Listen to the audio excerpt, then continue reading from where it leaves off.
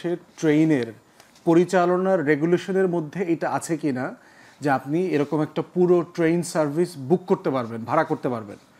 যদি এটা বুক করার নিয়ম থাকে তাহলে যে কোনো দল অথবা ব্যক্তি এটা ভাড়া করতে পারবে।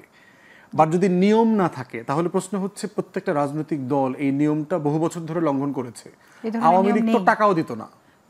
বিএনপি এটা লঙ্ঘন করে না। বিএনপি কোনো জায়গায় যেখান থেকে আসবে সেখানে যদি কেউ বগি সবগুলো ভাড়া করে টিকিটগুলো কিনে নেয় সেটা অন্য জিনিস, কিন্তু ট্রেনটা ভাড়া করা একদম সার্কুলেশন দেওয়া। আপনি খেয়াল করেন কালকেরটা ছিল সার্কুলেশন দেওয়া, তারা যে ভাড়া নিচ্ছে এইভাবে বিএনপি সময় নেওয়া হয় না। এটা বলছে যদি আইনে থাকে নিতে সমস্যা নাই।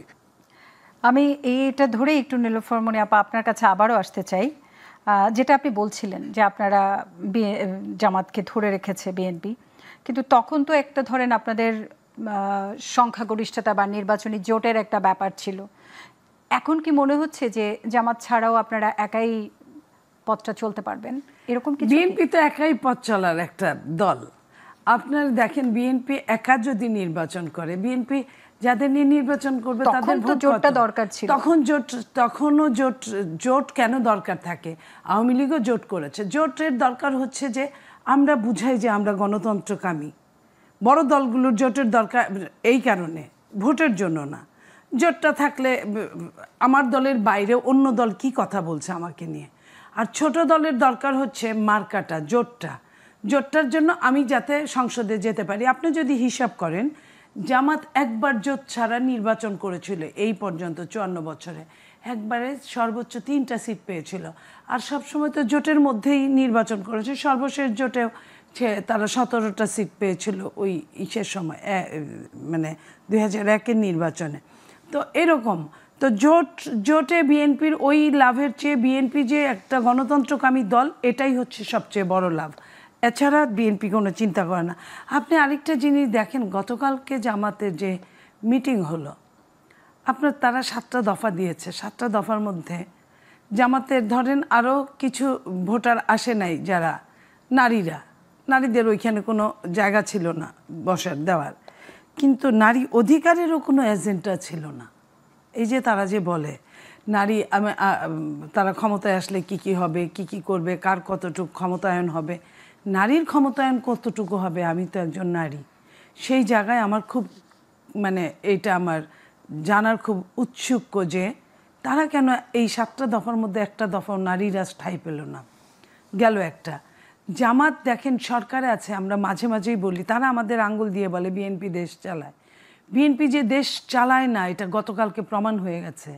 আপনারা মনে করেন যে জামাত 4টা ট্রেন 4টা বিভাগের ওই উপর দিয়ে 8টা 10টা বিভাগের উপর দিয়ে আসবে, 4টা ট্রেন তারা ভাড়া করেছে, যেটা 54 বছরের ইতিহাসে নাই যে কোনো ট্রেন তাদেরকে ভাড়া দেওয়া হয়। প্রশাসন এইখানে কতটা গুরুত্বপূর্ণ তাদের পক্ষে থাকলে এই ট্রেনগুলো তারা দিতে পারে। রেলওয়ে কি সরকার এনসিপিকেও তো সাপোর্ট দিচ্ছে। আমি এটাও বলছি, রেলওয়েকে কি একবারও কি আমরা দেখেছি এই 48 ঘন্টার মধ্যে যে রেলওয়েকে শোকজ করেছে? কেন এটা দেওয়া হলো?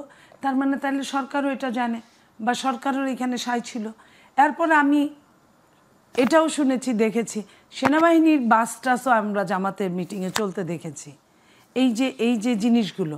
তারপরে এনসিপি আমরা বলতাম কিংস পার্টি, তারাও প্রতিবাদ করতো, অনেকেই বলতো তাহলে বিএনপি কী ছিল, এই কী ছিল, ওই কী ছিল। আপনি দেখেন যে রাঙামাটি যে মিটিং হলো, অন্যগুলা বাদই দিলাম, আপনার ডগ স্কোয়াড দিয়ে আপনার ওইখানে দিচ্ছে, চেকিং হচ্ছে, পাহারা দিচ্ছে, আর্মি, সেনা, আপনার পুলিশ থেকে শুরু করে বিজেপি থেকে শুরু করে কি নাই, গোয়েন্দা সংস্থা থেকে শুরু করে কি নাই। 5 জন লোকের জন্য 5000 আপনার প্রতিরক্ষা বাহিনী দাঁড়িয়ে আছে। তো এই জিনিসগুলো কি জনগণকে আপনি মনে করেন যে জনগণকে স্পর্শ করছে না? অবশ্যই করছে। জনগণ কি বুঝে না বাংলাদেশের যে কোনখান দিয়ে কি হচ্ছে? তার মানে কি চায় এরাও নির্বাচন চায় না, তার মানে কি প্রশাসনও নির্বাচন চায় না? আচ্ছা ফুয়াদ ভাই, আমি আপনাকে একটু জানতে চাইবো, এর আগেও কিন্তু এই ধরনের একটা ছিল যে জামাতের সাথে অন্তর্বর্তী সরকারের একটা যোগাযোগ আছে বা দুর্বলতার জায়গা আছে, সেই জায়গাটার জন্যই কি কালকে এই ট্রেনের যে ব্যবস্থাটা দেয়া হয়েছিল? না, আমার মনে হয় যে মনে থাকার কথা, বিএনপির আমলে এগুলো দেখেছি তো আমরা, বড় বড় কর্মসূচিগুলোতে ট্রেন ভরে বিএনপি এটা বুক করে, এটা প্রফেশনালি করা যায়। আপনি টাকা দিয়ে না, আমার মনে আছে রোড মার্চের সময়, ট্রেন মার্চের সময় এরকম বগি ভাড়া করা, ট্রেন ভাড়া করা, এটা বাংলাদেশের পলিটিক্সে এই কালচারটা আছে। এটা এর আগে সকল দল করেছে এবং আমি পত্রিকায় দেখলাম যে আপনার এইটা করতে তাদের 32 লক্ষ টাকা খরচ হয়েছে। এখন প্রশ্ন হচ্ছে, একটা বিষয় দেখতে হবে যে বাংলাদেশের ট্রেনের পরিচালনার রেগুলেশনের মধ্যে এটা আছে কিনা যে আপনি এরকম একটা পুরো ট্রেন সার্ভিস বুক করতে পারবেন, ভাড়া করতে পারবেন। যদি এটা বুক করার নিয়ম থাকে তাহলে যে কোনো দল অথবা ব্যক্তি এটা ভাড়া করতে পারবে। বা যদি নিয়ম না থাকে তাহলে প্রশ্ন হচ্ছে, প্রত্যেকটা রাজনৈতিক দল এই নিয়মটা বহু বছর ধরে লঙ্ঘন করেছে। আওয়ামী লীগ তো টাকাও দিত না। বিএনপি এটা লঙ্ঘন করে না। বিএনপি কোনো জায়গায় যেখান থেকে আসবে সেখানে যদি কেউ বগি সবগুলো ভাড়া করে টিকিটগুলো কিনে নেয় সেটা অন্য জিনিস, কিন্তু ট্রেনটা ভাড়া করা একদম সার্কুলেশন দেওয়া। আপনি খেয়াল করেন কালকেরটা ছিল সার্কুলেশন দেওয়া, তারা যে ভাড়া নিচ্ছে এইভাবে বিএনপি সময় নেওয়া হয় না। এটা বলছে যদি আইনে থাকে নিতে সমস্যা নাই, রেলওয়ের নীতিমালার মধ্যে এই ধরনের কোনো নিয়ম নেই। আচ্ছা, আমার জানা নাই। যদি রেলওয়ের নীতিমালায় থাকে যেভাবে আপনি বাস ভাড়া করতে পারবেন, আপনি যে কোনো ধরনের হানিফ এন্টারপ্রাইজে গেলেন, যে ভাই চিটাগংয়ের সাকুরাতে গেলেন, যে চিটাগংয়ে যাওয়ার পথে আমার 20টা বাস দেবেন। এখন সাকুরা কোম্পানি যদি এগ্রি করে একটা বিষয়, কিন্তু রেলওয়ে এটা নীতিমালা লঙ্ঘন করেছে কিনা সেটা আলাদা বিষয়। হচ্ছে মালিকানাধীন, কিন্তু রেলওয়েটা হচ্ছে আমাদের সরকারি, যেটা জনগণের সেবায় নিয়োজিত যে যোগাযোগ ব্যবস্থায়, সেটা ভাড়া দেওয়ার বিষয়টাতে যদি আমি নীতিমালা আছে কিনা আমি জানি না। বাংলাদেশের রাজনৈতিক দলগুলো এগুলো করে, বাস স্ট্যান্ডে গিয়ে টোটাল বাস নিয়ে যায় রাজনৈতিক সমাবেশে। এই গল্প তো ভাই জানি, দলের নাম উল্লেখ করে বলে তো লাভ নাই। তো বাংলাদেশের পলিটিক্যাল কালচার এগুলো আছে। গাবতলী যাবে, সায়দাবাদ যাবে, গিয়ে সিম্পলি 100 বাস নিয়ে নিবে, টাকাও দেয় না। বাংলাদেশে পুলিশও দেখবেন আপনার এই গাড়ি রিকুইজিশন করে, রাস্তাঘাট থেকে র্যান্ডম 2টা মাইক্রোবাস নিয়ে তার 2 দিন ধরে সেটা ঘুরায়। তো প্রশ্ন হচ্ছে যে আমার যেটা জানার বিষয় সেটা হইল রেলওয়ে নীতিমালা লঙ্ঘন হয়েছে কিনা। নীতিমালা নাই, যদি না থাকে, যদি এটা লঙ্ঘন করে থাকে তাহলে অবশ্যই রেলওয়েকে এটার জবাবদিহিতা দিতে হবে। এবং এইটা আগে যত রাজনৈতিক দল করেছে সবার ব্যাপারে একই সমালোচনা আমাদের জন্য প্রযোজ্য, যে রাষ্ট্র যদি কোনো নীতিমালা না থাকে কোনো সার্ভিসের ব্যাপারে, যেমন পানির ব্যাপারে দেখবেন বিভিন্ন সময় আমরা দেখেছি গরমের ভিতরে সিটি কর্পোরেশন থেকে ঠান্ডা পানি ব্যবস্থা করা হয়েছে। আপনি কি এটা সমর্থন করেন যে জামাতের প্রতি অন্তর্বর্তী সরকারের দুর্বলতা আছে? না, করি না। কারণ হচ্ছে বাংলাদেশের সরকার গঠিত হওয়ার আগে বিএনপির একজন নেতাকে রাষ্ট্রের অ্যাটর্নি জেনারেল করা হয়েছে। আমরা কি সমালোচনা করেছি? চিফ ইলেকশন কমিশনার কার রেকমেন্ডেশনে হয়েছে? বিএনপি রিকমেন্ডেশনে হয়েছে। বাংলাদেশে বহু অ্যাপয়েন্টমেন্ট বিএনপি রিকমেন্ডেশনে হয়েছে। এটা কোনো সমস্যা না? সমস্যা না। কারণ অ্যাটর্নি জেনারেল যাকে করা হয়েছে সেই লোকটা যদি যোগ্য হয়, এবং সেই লোকটাকে যেহেতু আমি চিনি, যোগ্য মানুষ, আমার কোনো সমস্যা নাই। প্রশ্ন হচ্ছে বড় দল, তার রিকমেন্ডেশন বেশি হবে, তার ইনফ্লুয়েন্স বেশি হবে, সেটা বিষয়। ডিসপ্রপোর্শনেটলি কাউকে করা হচ্ছে কিনা জাজ করবেন কিভাবে?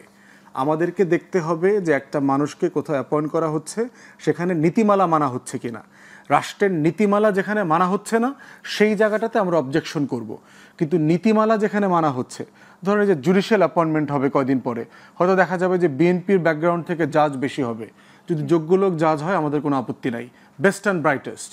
বিএনপির ব্যাকগ্রাউন্ড থেকে যদি সবচেয়ে মেধাবী ছেলেটা বারের থেকে গিয়ে ওখানে জাজ হয়, আমার কোনো আপত্তি নাই।